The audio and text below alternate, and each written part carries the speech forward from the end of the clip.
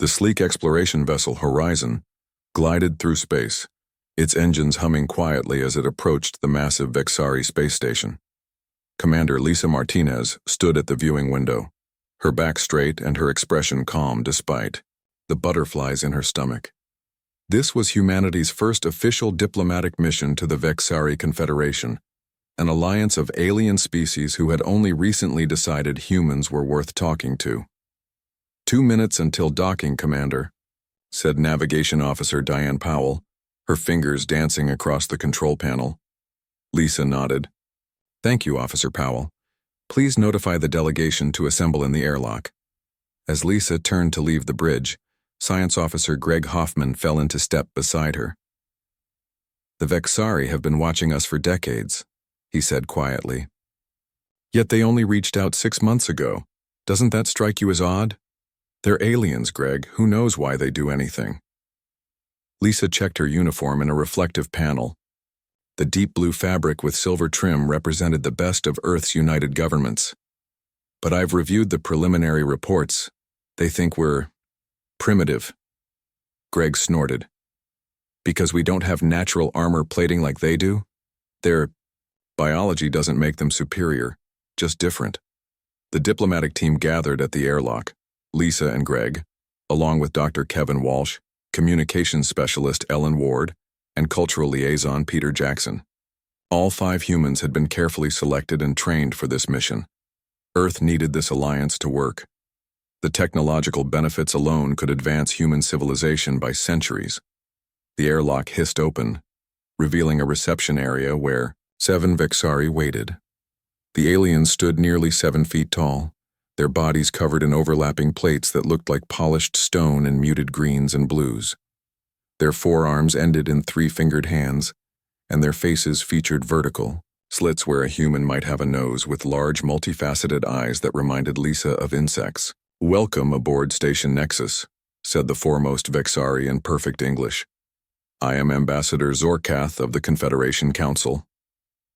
Lisa stepped forward and performed the greeting they had practiced, touching her forehead and then extending her hand palm up. We bring peaceful intentions and open minds. Earth thanks you for this opportunity, Ambassador. Zorkath made a clicking sound that the translator didn't catch. He ignored her outstretched hand. Follow me. The other council members await. As they walked through the station's curving corridors, Lisa noticed the other Vexari stealing glances at the humans, their head plates shifting slightly in what she guessed was their version of whispering. She caught fragments of conversation from her translator, skin so exposed. How do they survive with such leaking flesh creatures? Lisa kept her diplomatic smile firmly in place despite the rude comments. The station itself was impressive. Vast chambers with soaring ceilings, technology that seemed to blend seamlessly with the structure itself, and gravity that felt perfectly calibrated to Earth normal, a courtesy she hadn't expected. They entered a grand chamber where 5 more Vexari waited, along with representatives from 3 other alien species Lisa had never seen before. All of them had some form of natural armor or protective features. One species appeared to be partly crystalline, another had a thick hide that looked like it could stop bullets, and the third had a shimmering force field that seemed to be biological. In nature, the Earth delegation, Zorkath announced. They seek Confederation membership. One of the council members tilted its head.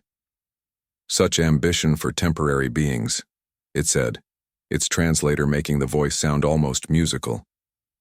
We expected you might send your mechanical representatives. Instead, Lisa blinked in confusion. I'm sorry, but we don't understand. Your robots, clarified another council member. Surely they represent the future of your species. Your biological forms are so impermanent. Dr. Walsh stepped forward slightly. With respect, our technology augments our biology, but we remain human. Our average lifespan now exceeds 100 Earth years. The council members exchanged looks that seemed amused, though Lisa couldn't be sure with their alien expressions. A mere moment, said Zorkath. The youngest among us has lived for 3 of your centuries. We expected your species would have begun the transition to more durable forms by now.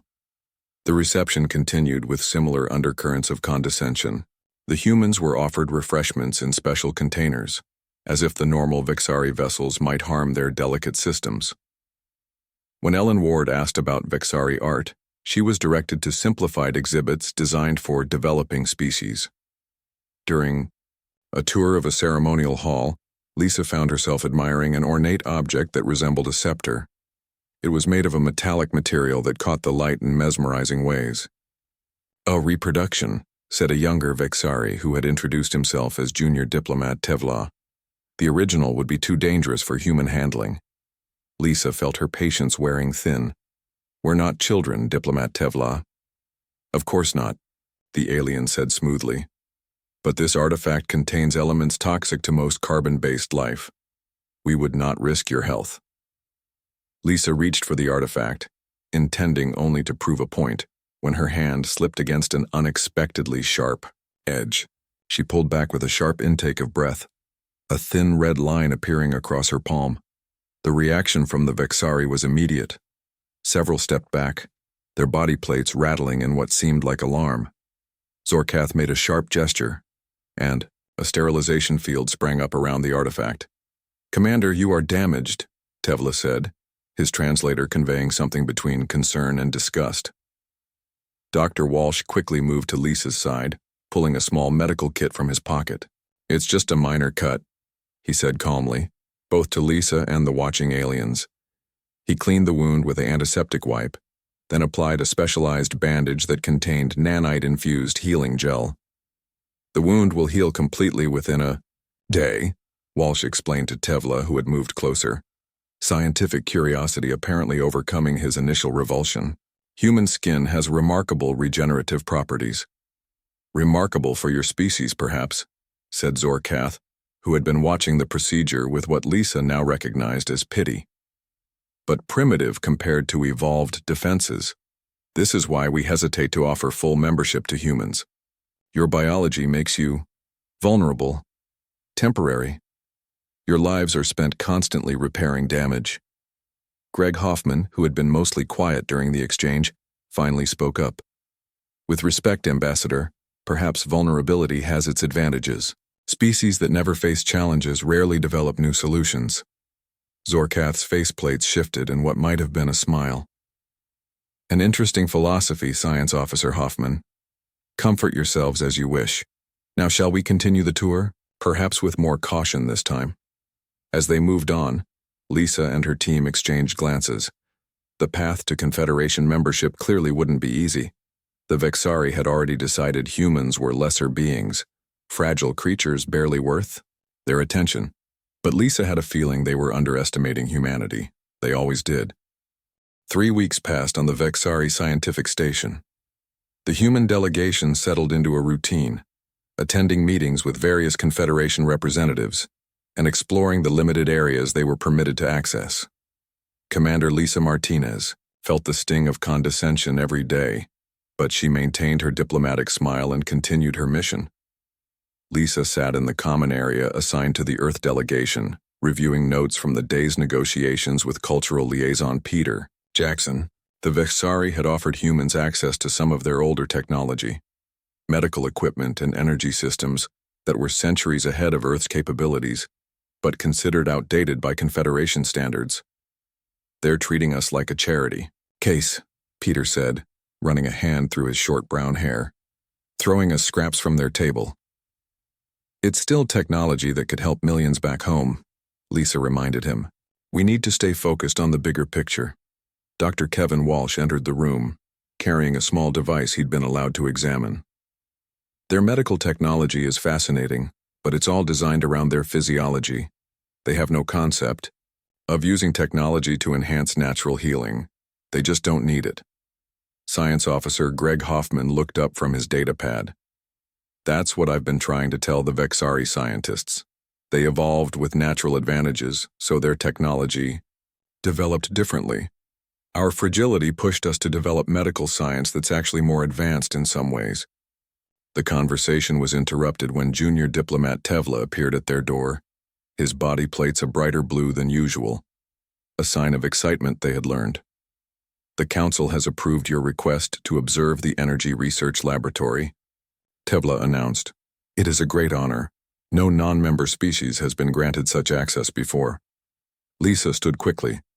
Thank you, Diplomat Tevla. We appreciate this opportunity.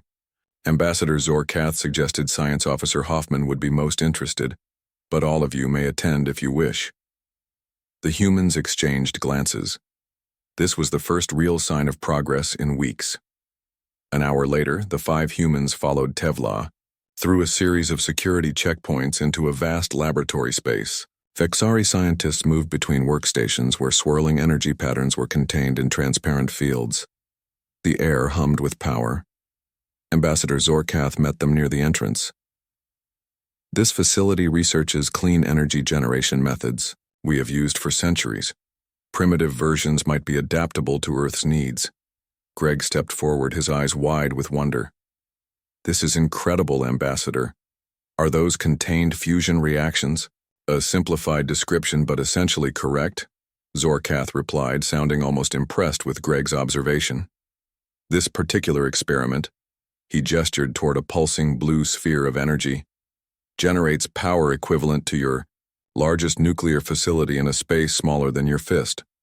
As the delegation moved through the laboratory, even Lisa found herself forgetting the Vexari's condescension in the face of such advanced technology. Dr. Walsh asked detailed questions about medical applications. Ellen Ward recorded everything with her specialized memory implant for later analysis back on Earth. They approached a section where several Vexari worked at a station surrounded by multiple containment fields. A basketball-sized orb of swirling, orange and white energy spun within the innermost field, its brightness causing the humans to squint. Please maintain a safe distance, warned a senior scientist. This experiment tests the boundaries of our containment technology, Greg asked. Permission to scan the energy signatures with his handheld device, and after some discussion, the Vexari allowed it. He moved carefully around the perimeter, staying behind the marked safety line. What happened next occurred so quickly that Lisa's memory of it later came in fragmented images. A Vexari assistant made an adjustment to a control panel. A warning alarm blared. The swirling energy orb pulsed brightly, then seemed to stretch, distorting the containment field. One of the senior scientists shouted something that didn't translate. Then the world exploded in light and heat. Lisa felt herself thrown backward. Her body slammed into something hard. Pain bloomed across her abdomen and right leg. Through ringing ears, she heard screaming, both human and alien voices raised in pain and panic. When she managed to open her eyes, smoke filled her vision. Emergency lighting bathed the destruction in red. The lab section had been torn apart, equipment scattered and melted. Several Vexari lay motionless on the floor, their armored bodies showing cracks and breaks. Others moved slowly, clearly injured, but alive. Lisa tried to sit up but fell back with a gasp of pain. She looked down and immediately wished she hadn't.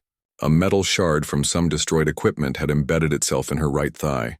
Blood soaked her uniform pants. Worse, she could feel something very wrong in her abdomen, a deep, throbbing agony that suggested internal injuries. Lisa. Commander.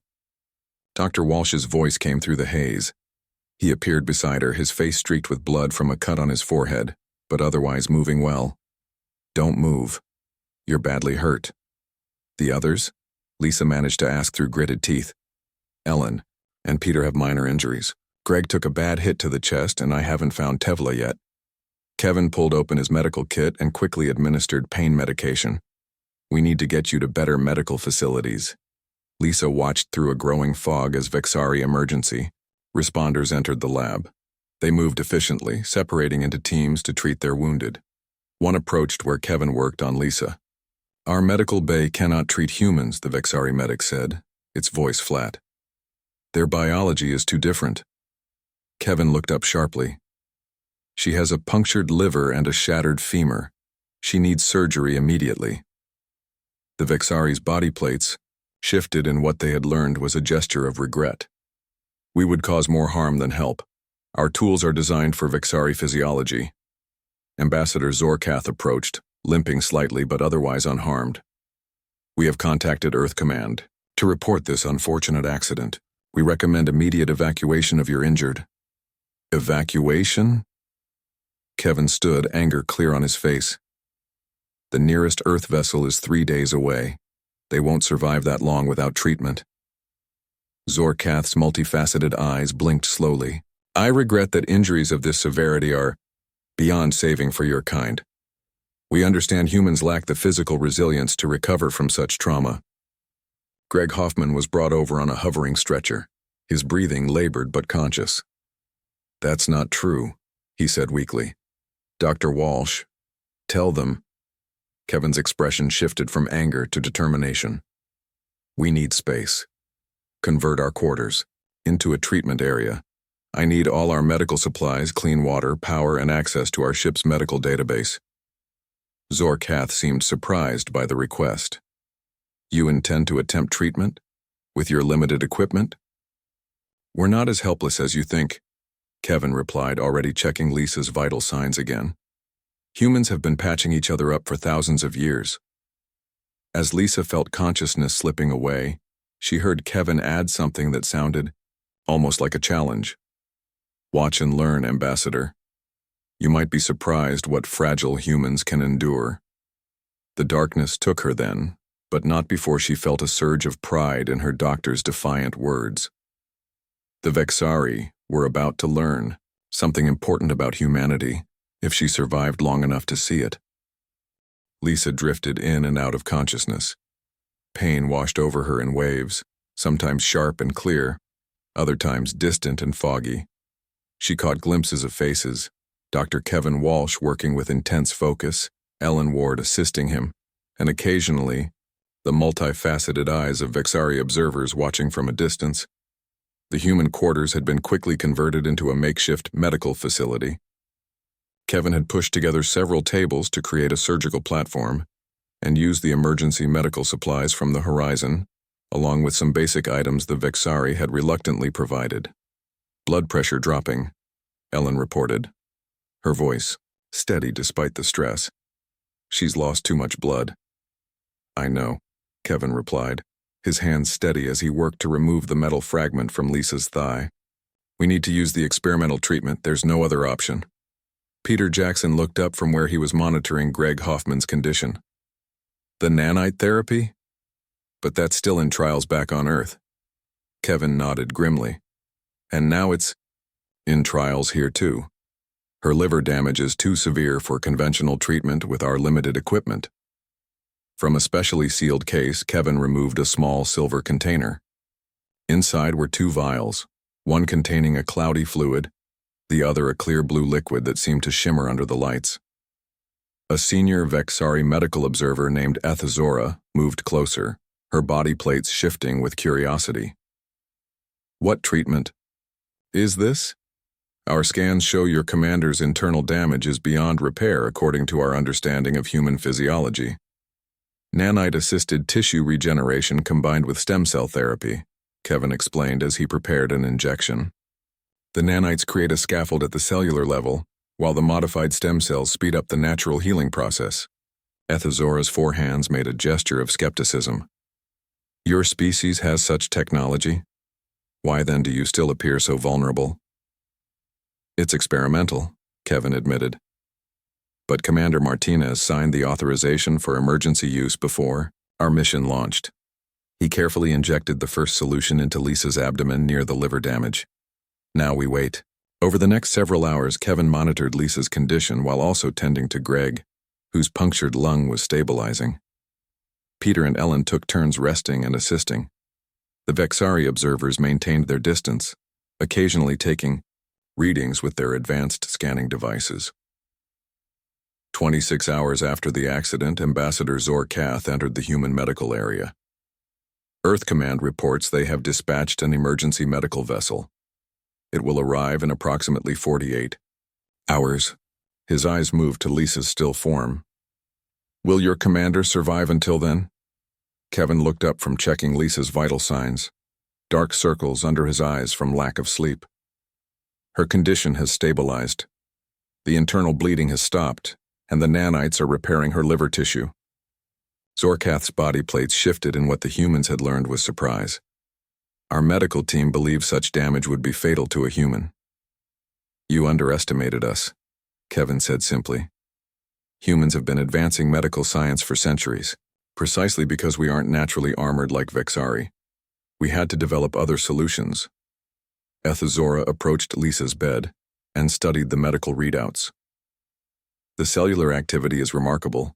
Your nanite technology is creating a regenerative process unlike anything in our medical database for carbon-based life forms. It's not just the technology, Kevin explained, allowing some pride to enter his voice. Human bodies are designed to heal. Our liver naturally regenerates even without technological assistance. It's the only human organ that can regrow from as little as 25% of its original mass. The nanites just accelerate and guide the process. Zora's interest seemed genuinely piqued. May I observe more closely? Our understanding of human biology clearly has gaps. Kevin nodded his permission, and over the next day, more Vexari medical personnel requested access to observe the human's recovery. What had begun as scientific curiosity was slowly turning to astonishment as Lisa's condition continued to improve and Greg sat up for the first time, his lung function returning to normal. 2 days after the accident, Lisa finally regained full consciousness. She opened her eyes to see Kevin checking her vital signs and Ethzora standing nearby, taking notes on a Vexari data device. "Welcome back, Commander," Kevin said with a tired smile. "How bad?" Lisa asked, her voice raspy. "Bad enough. Punctured, liver, shattered femur, significant blood loss. But you're responding well to the nanite therapy." Lisa noticed Ethzora watching her intensely. "Our visitor seems fascinated." The Vexari scientist stepped forward. "Your recovery defies our previous understanding of human resilience. We believed your species too fragile to survive such trauma without permanent impairment." Lisa managed a weak smile. "We're full of surprises." Later that day, when Lisa was more alert, Ambassador Zorkath paid a formal visit. His usually superior demeanor seemed subdued. "Commander Martinez, I must convey the Confederation Council's official regret regarding the laboratory accident. The containment failure should not have occurred." "Accidents happen, Ambassador," Lisa replied. "What matters is how we respond to them." Zorkath's body plates shifted in what might have been discomfort. "Our assessment of human physiological capabilities was incomplete. Dr. Walsh has shared some information about your medical technology and natural healing processes that has caused us to reevaluate our understanding." Lisa exchanged a glance with Kevin, who stood nearby. "I'm glad something positive has come from this incident." "Indeed." Zorkath hesitated, then continued. "Senior scientist Ethzora has requested permission to establish a formal research exchange with your medical team. She believes there may be aspects of human regenerative medicine that could benefit certain Confederation species." This was unexpected. Lisa carefully adjusted her position, wincing slightly at the pain in her leg. "We would welcome such an exchange, Ambassador." After Zorkath departed, Greg Hoffman wheeled himself over to Lisa's bed. His chest was wrapped in bandages, but his eyes were bright with excitement. "Did you hear that? They're actually asking to learn from us now." Lisa nodded. "They're beginning to see that different doesn't mean inferior. Our bodies may be more vulnerable to initial injury, but our healing capabilities are remarkable in their own way." Kevin joined them, reviewing Lisa's latest scans. "The nanite therapy is exceeding expectations. Your liver function is nearly back to normal, and the bone regeneration in your femur has already begun. You should be able to start physical therapy in a few days." "The Vexari can't believe how quickly you're healing," Ellen added from where she was organizing supplies. "I overheard some of their medical staff discussing it. They're particularly fascinated by the combination of our natural healing abilities and our medical technology." Peter looked up from his data pad. "It's more than that. They're starting to question their own assumptions. I've been analyzing their cultural database. The Vexari evolved with such effective natural defenses that they never developed the same drive to overcome physical limitations that humans have. In a way, their advantages became limitations." Lisa considered this, watching as Ethzora and 2 junior Vexari scientists studied her medical readings from across the room. their body language conveying what seemed like excited discussion. "Maybe that's our real strength," she said quietly. "Not that we're tougher or stronger, but that we never stop finding ways to overcome our weaknesses." The Vexari were watching closely now, no longer with disdain but with growing respect and curiosity. Human fragility had revealed an unexpected truth. Sometimes true resilience comes not from avoiding damage but from how you heal afterward. 1 month after the laboratory accident, the Vexari station buzzed with new energy. What had begun as a diplomatic mission with undertones of condescension had transformed into something unexpected, a genuine cultural and scientific exchange. Lisa. Martinez gripped the parallel bars tightly, sweat beading on her forehead as she took another careful step forward. Her newly healed femur ached under the pressure, but the pain was bearable, a sign of healing rather than damage. "Excellent progress, Commander," said Zora, who had become a constant presence during Lisa's physical therapy sessions. The Vexari scientist no longer maintained the clinical distance typical of her kind. Instead, she moved alongside Lisa, her multifaceted eyes watching every movement with genuine interest. "Still slow," Lisa replied through gritted teeth as she completed another step.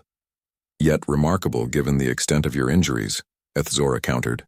"A Vexari with a shattered limb structure would require months of immobility, while our natural healing process completed. Your bones are mending themselves while you force them to bear weight. A seemingly contradictory approach that somehow speeds your recovery." Dr. Kevin Walsh stood nearby monitoring Lisa's vital signs. "The mechanical stress actually stimulates bone cell production when applied correctly. It's counterintuitive, but for humans, careful movement promotes healing, better than complete rest." The therapy room door slid open, and Ambassador Zorkath entered with 2 other Vexari Lisa recognized as council members. Their body language had changed subtly over the past weeks. The dismissive tilt of their head plates was gone, replaced by what she now recognized as a posture of respect. Lisa paused her exercises and straightened as much as her healing body allowed. "Ambassador, council members, this is an unexpected honor. Please continue your rehabilitation," said Zorkath. "We came to inform you that the Confederation Council will convene tomorrow to discuss Earth's membership status. Your presence is requested if your condition permits." Lisa exchanged a glance with Kevin, who gave a slight nod. "I'll be there, Ambassador." After the Vexari officials departed, Lisa carefully lowered herself into a hover chair. "They're taking us seriously. Now." "They should," said Greg Hoffman, who entered carrying data tablets. His own injuries had healed well, leaving only a slight shortness of breath during exertion. "I've been working with their scientists on something interesting." He handed Lisa one of the tablets. On it were comparative biological analyses of various Confederation species including humans and Vexari. "What am I looking at?" Lisa asked. "Evidence of evolutionary stagnation," Greg explained, his eyes bright with excitement. "The Vexari and most Confederation species have had the same basic biological structure for hundreds of thousands of years. Their natural defenses are so effective that they've had little evolutionary pressure to change." Kevin leaned in to examine the data. "While humans have continued to adapt and evolve rapidly." "Exactly," Greg said. "We're more genetically diverse and adaptable than any Confederation species. Our DNA contains significantly more potential for change." Lisa considered this. "So, our weakness forced us to keep evolving and adapting. Both biologically and technologically," Greg agreed. "The Vexari developed technology to complement their natural advantages. We developed technology to overcome our natural disadvantages. And in the process, we surpassed them in unexpected ways," Kevin added. The next day, Lisa made her way to the council chamber with assistance from Peter Jackson. She had insisted on walking part of the way, using a supportive brace on her healing leg rather than the hover chair. It was partly pride, but also a deliberate demonstration of human resilience. The council chamber felt different than it had during their first visit. The subtle condescension in the air was gone, replaced by a sense of curious respect.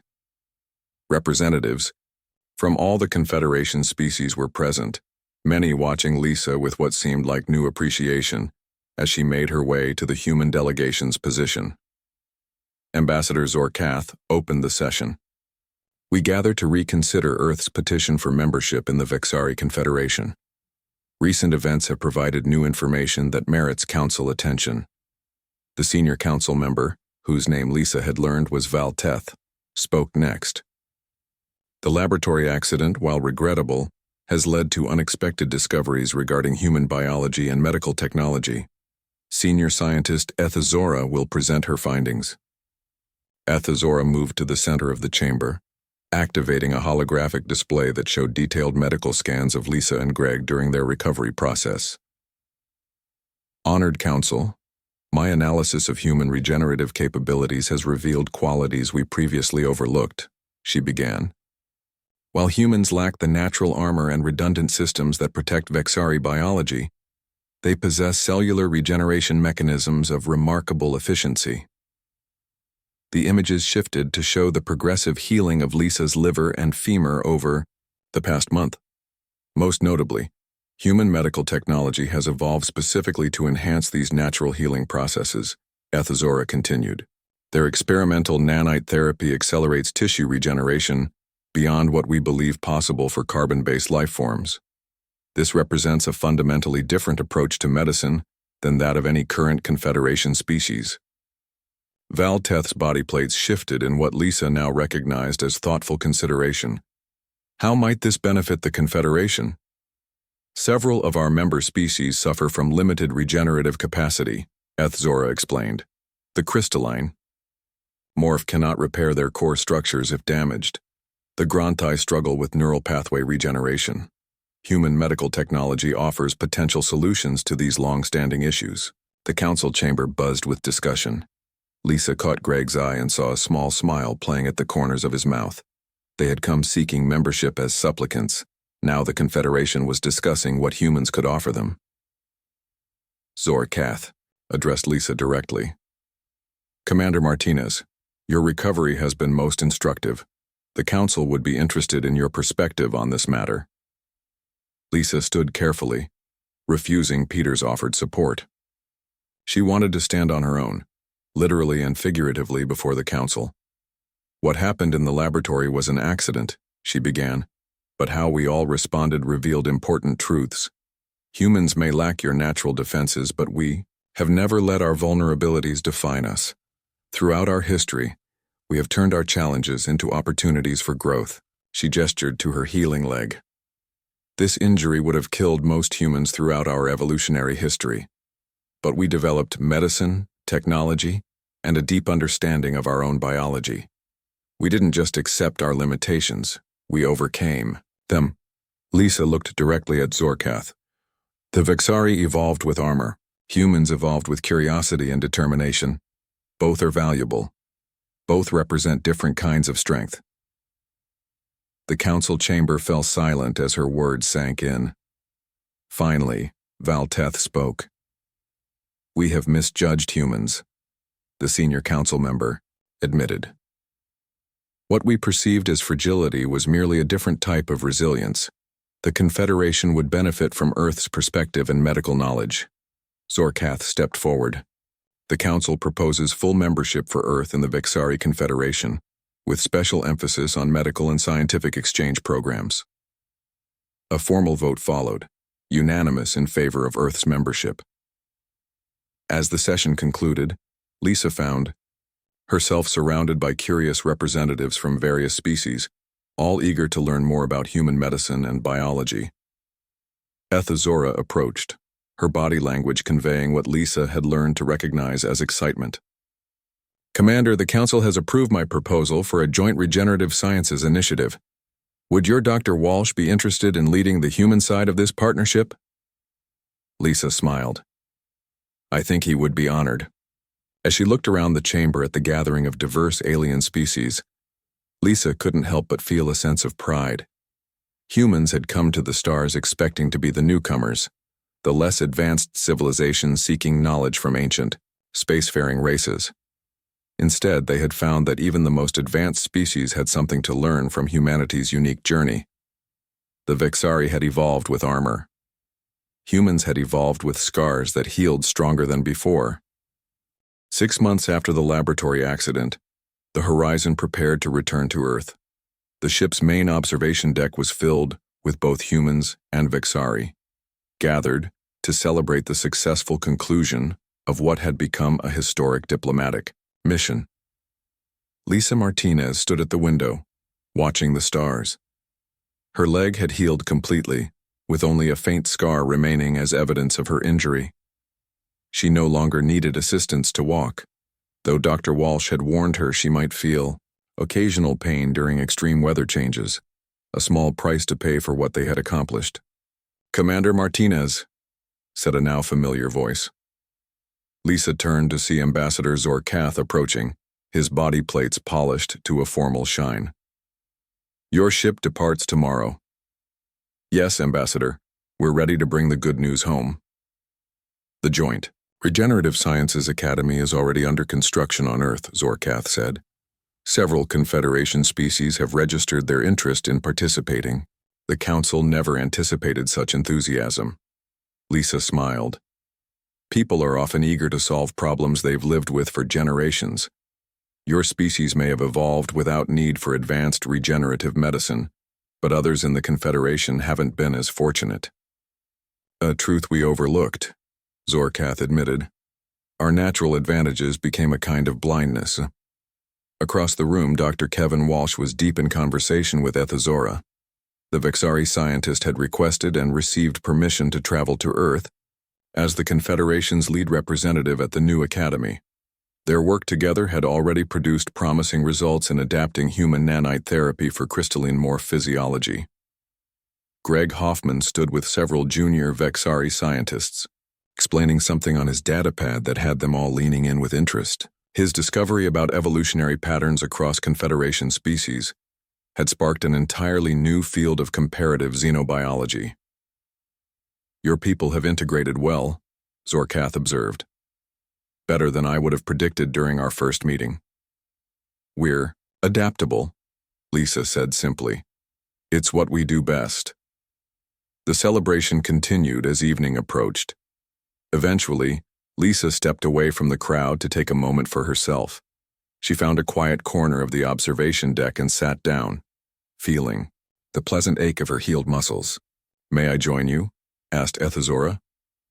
Lisa nodded, and the Vexari scientist settled beside her.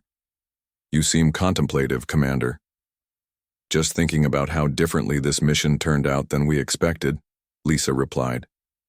"We came here hoping to learn from you, to gain technology that might help Earth. Instead, we found ourselves teaching the Confederation about regeneration and adaptation." Ethazora's body plates shifted in what Lisa now recognized as a gesture of agreement. "It has been humbling for many of us. The Vexari have existed for millennia with the belief that our natural armor represented evolutionary superiority. We never considered that it might also represent stagnation. Different paths, not better or worse," Lisa suggested. "Perhaps," Ethazora said thoughtfully. "Though I have been studying your Earth history. Your species has survived remarkable challenges. Ice ages, plagues, natural disasters, each time adapting and emerging stronger. Usually after significant suffering," Lisa pointed out. "Yes, but you emerge. The pain drives change." Ethazora's multifaceted eyes seemed to reflect the starlight. "The Vexari have avoided pain through our natural defenses. In doing so, we may have also avoided growth." Their conversation was interrupted by Peter Jackson, who approached with excitement, clear on his face. "Commander, Ambassador Zorkath just announced that the Council has approved the human proposal for joint exploration missions. The Confederation will provide ships and technology while Earth provides crew and leadership." Lisa raised her eyebrows in surprise. "That's ahead of schedule. We weren't expecting a decision for months." "Apparently your recovery made quite an impression," Peter said with a grin. "The Council mentioned something about human adaptability being valuable in unexpected situations." After Peter left to share the news with the others, Ethazora made a sound that Lisa had learned was the Vexari equivalent of thoughtful humming. "Your Dr. Walsh explained something interesting to me about human bones," Ethazora said. He said that when a human bone breaks and heals properly, the healing site often becomes stronger than the original bone was. Lisa nodded. That's true. The body reinforces the area that was damaged. A fascinating metaphor for your species, Ethazora observed. You do not simply return to your previous state after injury. You become stronger at the broken places. The next morning, the Horizon prepared for departure. The human delegation had expanded to include 12 Vexari scientists who would travel to Earth to help establish the new academy. Dr. Walsh would remain on Earth to oversee the medical exchange program, while Lisa had been promoted to Admiral and would lead the first joint exploration mission once the proper ships were ready. As the final preparations were made, Ambassador Zorkath requested a private word with Lisa in the Horizon's conference room. Admiral Martinez, he began formally, I wish to offer a personal apology. Lisa tilted her head questioningly. During our first meeting, I judged your species as inferior because of your physical vulnerability, Zorkath explained. I saw your lack of natural armor as weakness. I failed to recognize that your very vulnerability has been the driving force behind your remarkable adaptability. No apology needed, Ambassador, Lisa replied. First impressions are rarely complete. The Council has asked me to present this, Zorkath said, placing a small crystal cube on the table between them. It contains the complete medical and scientific database of the Confederation. It is our gift to Earth, with no restrictions on its use. Lisa's eyes widened. They had hoped for limited access to Confederation technology, but this was beyond anything they had imagined, a gift that would advance Earth medicine by centuries. This is incredibly generous, she said carefully. It is equitable, Zorkath corrected. In exchange, the Confederation gains access to human regenerative medicine and your unique perspective on adaptation. We have existed for thousands of years, Admiral, but we have grown more in the 6 months since your arrival than in the previous century. Lisa accepted the cube with appropriate ceremony. Earth looks forward to a long and productive relationship with the Confederation. As do we, Zorkath said. Your species has much to teach us about healing, change, and the strength that comes from overcoming vulnerability. As the Horizon broke orbit and set course for Earth, Lisa stood on the bridge watching the Vexari station recede on the view screen. Greg Hoffman joined her, his own injuries fully healed. Hard to believe they once thought we were too fragile to bother with, he commented. Lisa smiled. Sometimes the greatest strength isn't in avoiding damage, but in how you heal from it. A lesson we taught by example, Greg agreed. The ship accelerated toward Earth, carrying not just the human delegation but the beginning of a new understanding between species. The aliens had mocked humans for their fragility, but in the end they had watched in wonder as humans demonstrated the true meaning of resilience. Not the absence of wounds, but the power of regeneration. Lisa touched the small scar on her leg and smiled. Some lessons could only be learned the hard way, but those were often the ones most worth teaching.